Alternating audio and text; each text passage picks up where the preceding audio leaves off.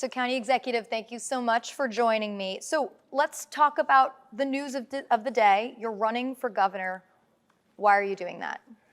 Well, I got calls from so many business leaders, especially here in New York City, who said that they think I'm the best candidate to beat Kathy Hochul. They think I would make the best governor. They saw what I did in Nassau County. Nassau County is a mirror image of the state of New York. We have almost the same demographic percentages. And they saw that in a county with 110,000 more Democrats than Republicans, I won in a landslide when every Republican lost this last election throughout the United States. So they know I can get elected. But more importantly, I got elected on my record. I didn't raise taxes in 4 years. U.S. News & World Report says we're the safest county in America. Niche Magazine says we're the most desirable place to live in New York State. I hired cops, I hired corrections officers, and I created prosperity. We have the lowest poverty rate of any county in all of New York State, any county. And I think that's a great achievement because we spend a lot of time on economic development, marketing the county. I want to do that for New York. I want to create prosperity, create jobs, and make us safe again in New York State. Why do you think that now is the time? You've caused quite a stir with other Republicans. Already the state party chair, Ed Cox, says that he's backing Elise Stefanik. What's your response to that? Well, he hasn't won. He's lost virtually every race as state chairman, and maybe he needs to look at his playbook and maybe get a different playbook. I have a record of winning in Democratic areas. I got a big majority of Hispanic American and Latino voters. They voted for me, and I had the most comprehensive agreement with ICE. You know why? Because they knew that I was protecting their kids, that I was making sure that their schools weren't overcrowded, that their neighborhoods were safe, that there weren't homeless people in their communities. They like that. I got a record number of African Americans that voted for me, 32%. That's unheard of for a Republican because I reached out to the African American community. I did projects with them. I crossed party lines. I got independent women, independent men, crossover Democrats. And I can do that statewide. So I can win, and I have a record of achievement. And if I do the things in New York State and get the opportunity to do the things that I did in Nassau County, we are going to be the most prosperous state in the United States, and we're going to be the safest state in the United States. I want to go back to some of that, but first let's stay on the why run theme. Elise Stefanik is pretty upset that you have now entered this race. I mean, I'm just looking at some of my notes, and one of the things that her spokesperson said is, quote, Bruce Blakeman worked overtime to torpedo fellow Republicans. They've also called the run ego-driven. What's your response to that? And also, is this an ego-driven run for you if, again, the idea of a Republican primary in a state where it does end up diverting resources, it does divert attention, and Democratic enrollment is so much higher than Republican? I'm running with a sense of purpose because I believe I'm the best candidate to beat Kathy Hochul and that I would make the best governor. And I think my record proves that. So I'm not running against Elise Stefanik, who is a very bright woman, and she is a good legislator. I am running against Kathy Hochul. I'm running against Kathy Hochul's record. So I'm not going to get in the mud with anybody. I'm not that type of person. I'm going to keep a very high-class campaign, talking about issues, talking about policies, talking about solving everybody's problems. And, you know, everyday taxpayers, they have issues. And affordability is one of the most important issues they have. By bringing prosperity to the state, creating jobs, creating economic development, that's the way you make it more affordable, by putting more money in people's pockets. But Stefanik is criticizing you. Do you think that it could get more nasty? And again, is your run ego-driven, like she says? No, I'm running for a sense of purpose because I want to make this state a great state again. People are leaving this state in droves. Businesses are leaving the state. I want to put New Yorkers first. Kathy Hochul spent billions and billions of dollars on illegal migrants who've been here for 15 minutes. They never earned what she gave her. What about New Yorkers? What about our hospitals? What about our schools? What about our infrastructure? Why aren't we investing taxpayer dollars in that rather than people who've been here for 15 minutes? We don't know their background. We don't know where they came from. I'm running to make this a safer state and a more prosperous state and a more affordable state. Have you talked to President Trump about your run? Yes. What did he say? I don't disclose any conversations that I have in private with anybody, but especially President Trump. But I think his comments yesterday, he can speak for himself. And I think what he said yesterday is indicative of how he feels. He likes us both and he respects us both. And I think that he is a very, very honorable guy. And I think that he has done more in the last 11 months as president than any president in my lifetime. And I think he's a great leader. And he didn't discourage your run yesterday when it was before your official announcement. He said he's great about you and she's great about Stefanik. And then when he was asked, well, will you make an endorsement? He said, well, I'll think about it. There are some people tied to the White House who say that the president or the White House has discouraged you from running. Is that true? And also, how does that reflect then with the way that the president answered this? I don't think anybody should speak for the president. I think he spoke for himself yesterday. He'll continue to speak for himself. He's not shy. He'll say what's on his mind and he'll say how he feels. Speaking of that, President Trump had a pretty good meeting with Zohran Mamdani, the mayor-elect. You said earlier on Fox today that you would keep Mamdani in check. How exactly would you do that as governor? Well, if he doesn't enforce the law, then as governor, I will enforce the law in New York City. I'm not going to let New York City become lawless. I love New York City. It's the financial capital of the world. It's the greatest city in America. And I'm not going to let anybody destroy New York. I'm not going to let him ruin the financial capital of the world and ruin our economy here in New York City. So as governor, I will do what's ever necessary to protect New York. However, if Mamdani changes his policies and his tone and his rhetoric, and he wants to make this a better city, and we can find common ground, then I'll work together with him. But so far, the things he's been saying, he's been sending out some very bad signals. Right, Trump also said he would also work with Mamdani. But give me some examples of what are some of those things that could trigger a gubernatorial response. I mean, you have the power to remove the sitting mayor. But what are some areas, for example, the way that New York City right now is not supposed to collaborate with ICE? Nassau County has a different regulation or law, right? What are some examples? Well, that's a prime example. I'm glad you brought that up. We have the most comprehensive agreement with ICE of any county in the United States, both our police department and our sheriff's department. And guess what? I got 56% of the Hispanic, American, and Latino voters because they like the fact I'm protecting their kids. They like the fact that I'm protecting their neighborhoods and making sure that their schools aren't overcrowded. I'll do the same thing in the state of New York. And you've deputized some, I believe, Nassau County PD officers to work with ICE, correct? If I'm explaining that wrong, just tell me. And then quickly, what is your message to people who are trying to go through the immigration system legally, those that own businesses or are, working those jobs that frankly, people, it's tough to hire in a restaurant like a dishwasher or someone to come in the early morning hours? What's your message to those people who are trying to follow the law? Yeah, so that's a very good question, and I have strong beliefs about that. I believe, and I think President Trump said this, that we should investigate having a guest worker program. I'm for a guest worker program because I think that we do need people who can fulfill jobs in various business sectors, and they can help our economy. And anything that helps the economy of the state of New York is something that I would support. People who have been here that have been law-abiding people, people who are in gainful employment, people who have paid their taxes, I would find a way to work with the federal government to try and get these people to continue to do what they're doing, whether it's a path to citizenship or not. That's up to the executive branch and the legislative branch of the federal government. But we can have a guest worker program where they are guests working in our country.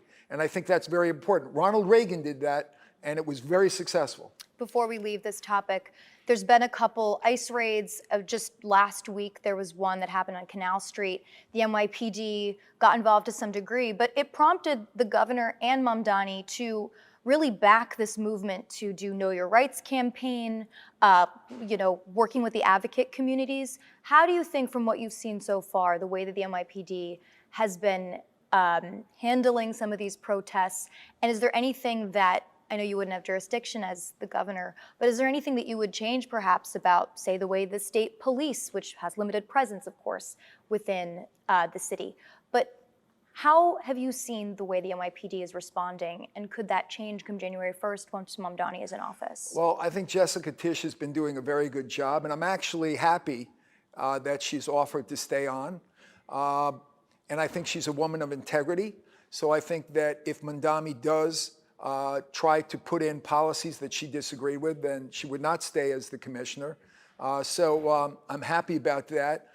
The state police are at the disposal of the governor. And as I've said before, if the mayor is not enforcing the law, which he took an oath to do, then I, as governor, would enforce the law. The border wall that you have between Nassau and New York City, explain that. And do you think that that could hurt you in a statewide run when you do have to appeal to all of the Republican voters, which are a lot less than Democrat voters, and independents within New York City? Does that set you off on perhaps a bad or the wrong foot? How do you explain that? That's a good question. So I've demonstrated that I can do that because you know what? I'm not a phony. And I talk about things that I believe in. And those are the things that my parents taught me. American values, capitalism, Judeo-Christian work ethic.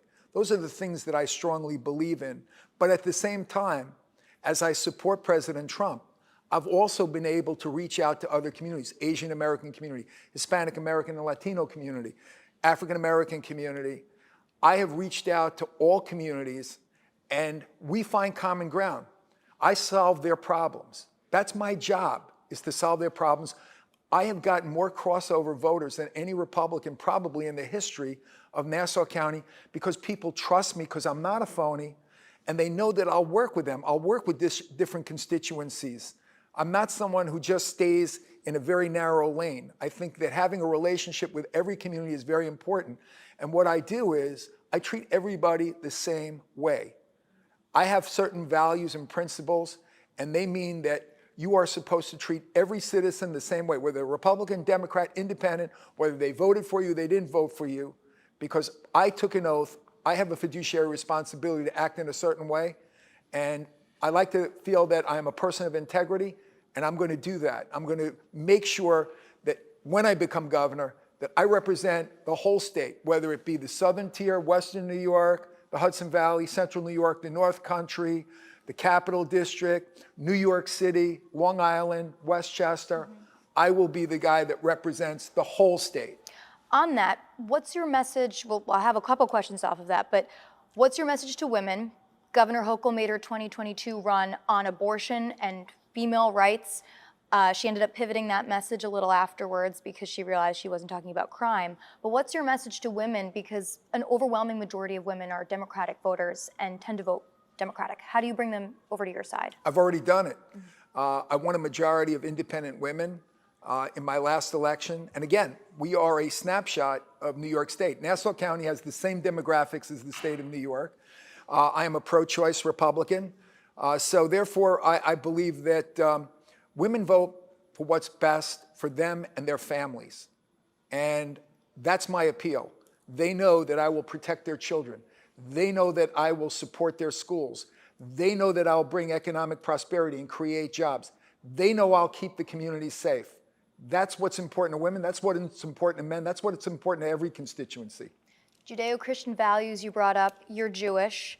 There's a bill right now that the governor said she supports that would create a buffer zone around houses of worship, specifically as a result of anti-Semitic attacks here in the city. Do you support that? Is that a good idea? Yes, I think it's a very good idea. I would support that. And it's not just for Jewish synagogues. It would be also for mosques. It would be for churches. It would be for temples like Hindu and Sikh temples. I believe that very strongly religion is good for people, and freedom of religion is one of the most important values that we have in the Constitution. So I'm a big believer in religious freedom. We should protect people who want to worship in peace. And I have a great relationship with the Muslim community. And when they've had issues like bombings and threats, I make sure that our police treat them the same as any other house of worship. As again, I said to you, I took an oath, and I take that oath very seriously. When I become governor and I take that oath, I will be there to protect every citizen of the state of New York.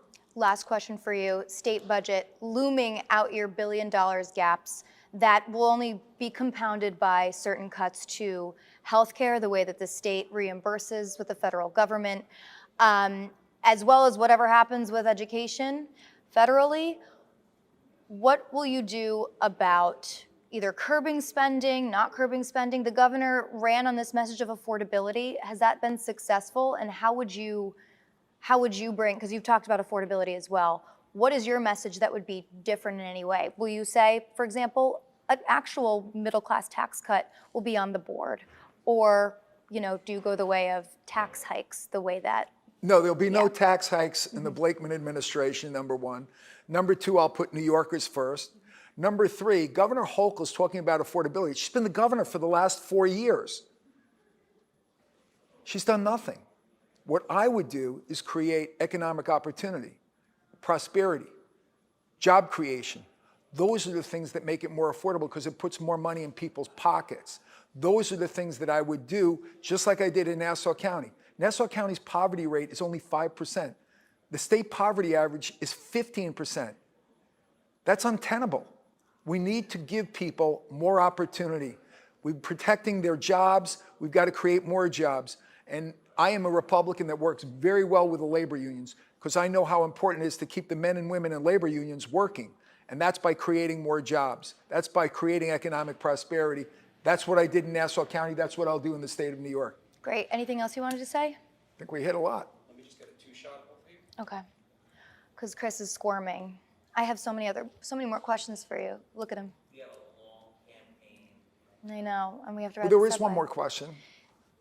Yeah. I would like to also say about her illegal migrant program and how that affects the budget. Yes, talk to me about that. And if you could also, are you doing a two-shot right now? Go ahead. Yeah, so I would put New Yorkers first. Governor Hochul has spent almost $5 billion over the last 4 years on illegal migrants who've been here for 15 minutes. They haven't earned any of that. So that money, again, could be used for our communities, for hospitals, for schools, for education. The tax increases that her and Mamdani are proposing, that's a tax on the middle class. It always comes down to the middle class. I don't want to hurt the middle class. I want to grow the middle class. Do you think that Trump saying again that he'd live in New York City under Mamdani kind of torpedoes your attack line against Mamdani being bad and also tying him to Hochul? No, not at all. I think that basically I'm going to, as governor, keep Mamdani in check. And as I said, if he changes his rhetoric, if he changes his policy, if he puts New Yorkers first, if he protects the communities of New York City, if he doesn't ruin the economic system in New York City, then we can find common ground to work together. But he's got to change his tune because right now, everything that he's talked about will make us less safe in New York City and will make it harder to live in New York City and more expensive. Thank you for watching our YouTube channel. Let Spectrum News be your resource for balanced, in-depth political coverage, and click the subscribe button right here. You can also download our app or watch us on TV to learn more about the candidates, where they stand on the issues, and more. We'll see you then.